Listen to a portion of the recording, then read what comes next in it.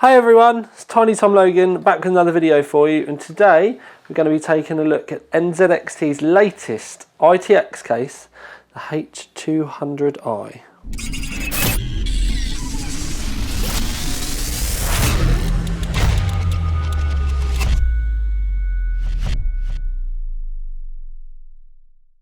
So we always start at the front and the top, and it's actually quite simple. Power button. On this model, which is the only one I've seen, this lights up white. Two USB 3s in the front, headphone, microphone, and then a hard drive activity light. There's, as you can see, a very plain front, and then on the roof it does come with a 120mm fan fitted, and there is a bit of mesh dust filtering as well.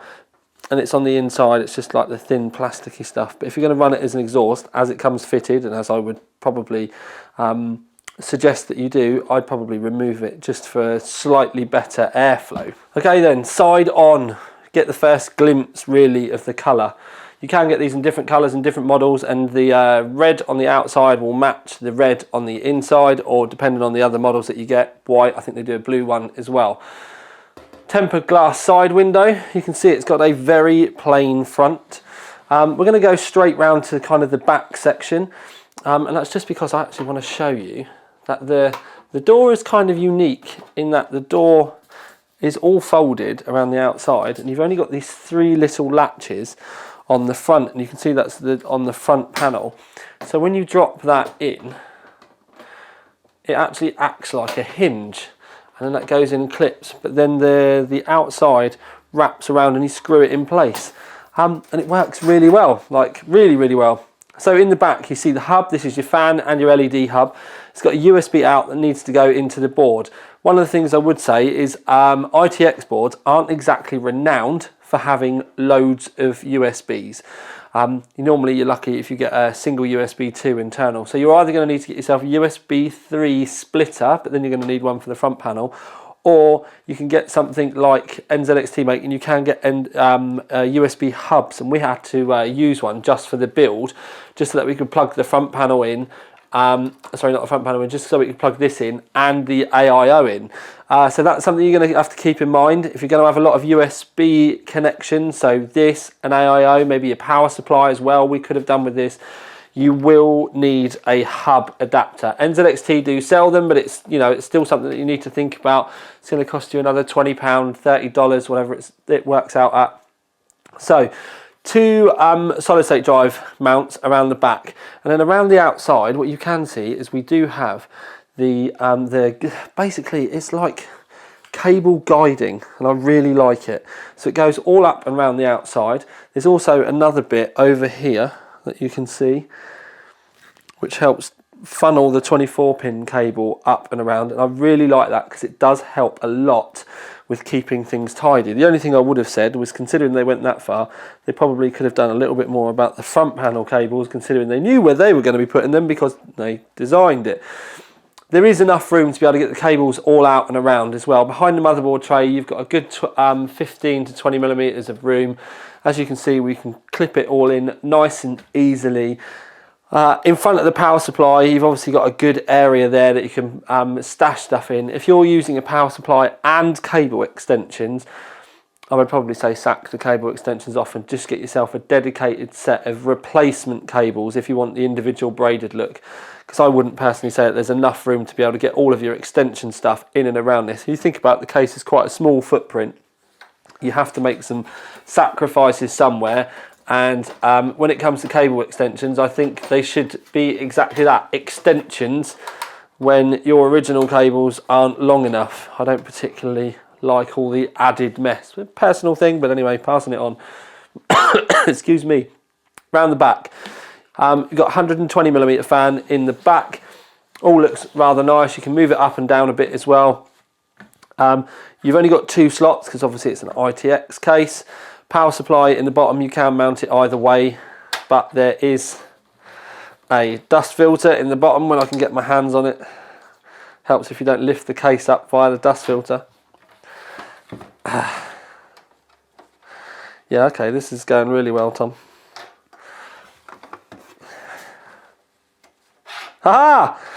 Right, Note to self, note to everyone, just give it a little push down and then it slides out.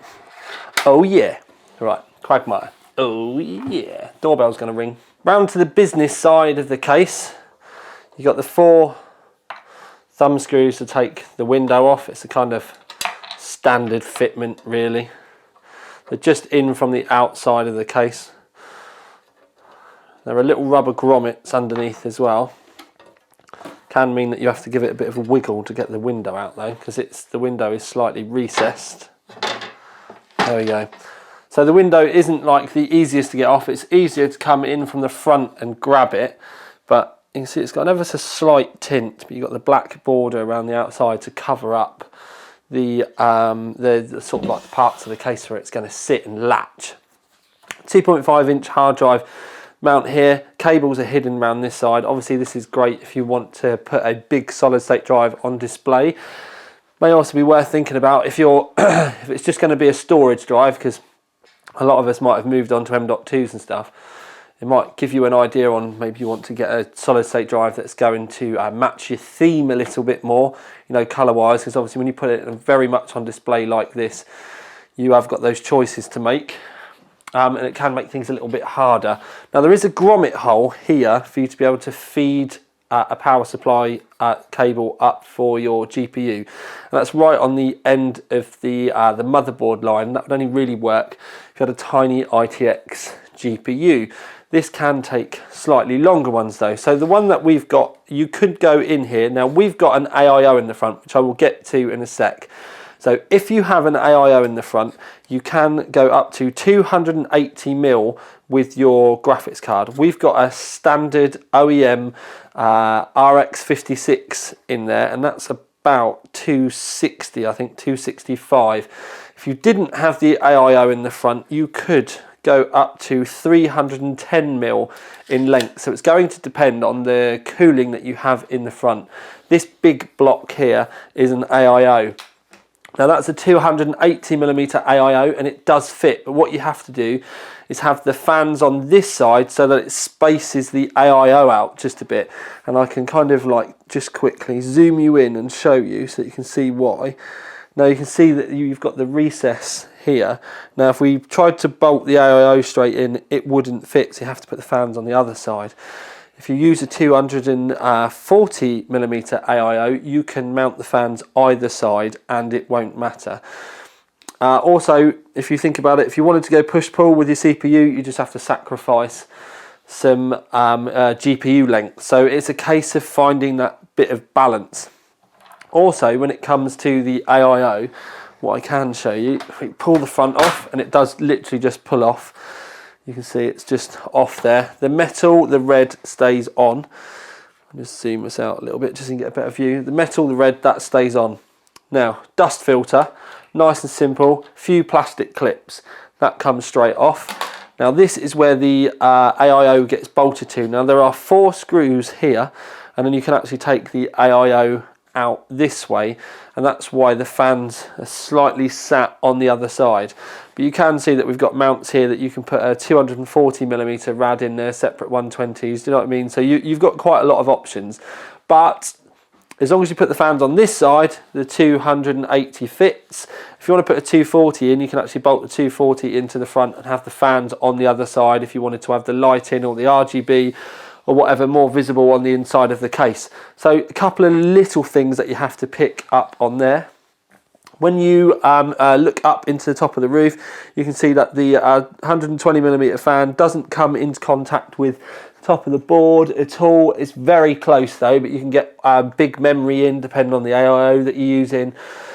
There's quite a bit of room. There is also some vents on the top of the spin you around. Yeah, so there are some vents down on here, so you could mount the power supply either way up as well, but I think I would probably leave my power supply facing down for the dust filter, and then these vents are just going to be where the rest of the air from your AIO in the front or the fans in the front are going to come from. Okay, so bottom view of the case, and what you can see down here is these are kind of guides, and there is some writing on here. to show you that you can mount solid state drives down here and 3.5-inch hard drives and stuff. But something that you do have to keep in mind, as you can see, our AIO here kind of cuts into part of this. So you may not be able to get the full width to be able to get a 3.5-inch hard drive in the bottom if you're going to use an AIO. But also what we can see from here, so these are pre-fitted, they're actually built into the case, and they are RGBs and they're all controlled by the software. So that's why we needed the USBs before. You also, just down the side, like we can just see here, it does come with a connector to run a second set. Now we've fitted the second set that are all the way down the bottom of the case. We've got them on white, but they're RGB. But the one thing I will say is we tried some aftermarket RGBs and they didn't work. You have to buy the NZXT Hue ones for them to work properly. So with it all lit up, we have still got the side off. You can see that we've got a strip down the bottom and this strip that comes pre-fitted at the top. We set them both to white, and I did them white because at the end of the day, if you've got the red in there, then you want it to pick out the red colours. So the white will bring that red out. White brings that red out. We've picked out with some other little red bits, that's why I used the 56. White and red on that, and then the white and red Corsair memory. Although, to be honest with you, I think I'd probably maybe even think about using the black version and then just turning them on to white maybe. But it's all about finding your own theme for yourself. I'm just not a fan of everything being red because then it just gets bleached. If you've got red parts like this in your case, like your cables, and you turn the lights onto red, then everything just gets bleached red and you may as well have had flipping silver cables or something. But anyway, it's for your own designer head to kind of do what you want with, but it does give you quite a few options. Okay then, so the H200i, price-wise, what do you think? Well, it's $129.99 at the moment on pre-order online, so I've been and had a look. So that's the price that I'm going to go with. It's not technically out yet. This is, you know, an early one that they've sent me. Now, $129.99 does put it in quite a difficult spot competition-wise, not necessarily with ITX cases, but just cases in general. So you can get cases like this with tempered glass, much bigger, for around the same money and even a bit less. But when it comes to ITX, and this is the part that we really need to think about, is you've kind of got two choices when it comes to ITX. You either go tiny, and then you can only have tiny graphics cards. You won't be able to use AIOs maybe sometimes at all, smaller power supplies, and it all gets kind of complicated. But this, you know, we've got a Ryzen system in this at the moment. It's a Ryzen 1600X, although with that cooler we could have put an 1800X in it. And then NZXT 56, I was actually using this rig itself to test the new Asus 32-inch the 32-inch curved monitor. So we kind of like put two things in together, and the thing with this case is you can get that 280mm AIO in. Motherboards, although they're getting small, they are getting much better with adding all the power phases and adding daughter boards in so that we can cram a lot more stuff in. You can get an X299 ITX, you can get a Z370 ITX, get a Ryzen ITX. So you do get a lot of options in how you can really get a beefy CPU in there as well. And if you get a beefy CPU in there, you're really going to want some beefy cooling as well. But if you do go with the beefy cooling on this for your CPU, and I probably would favour that, then it does mean that you're going to have to get selective with your GPU. So I think it was 280mm that I said. I'm going to double check now just so that I don't say it too much. Yeah, 280 is an absolute maximum with an AIO in the front. Will be as far as you can go. I couldn't get a Strix card in, for example. They're 300, I think. But a Strix card wouldn't fit. So you're going to have to check your GPU length.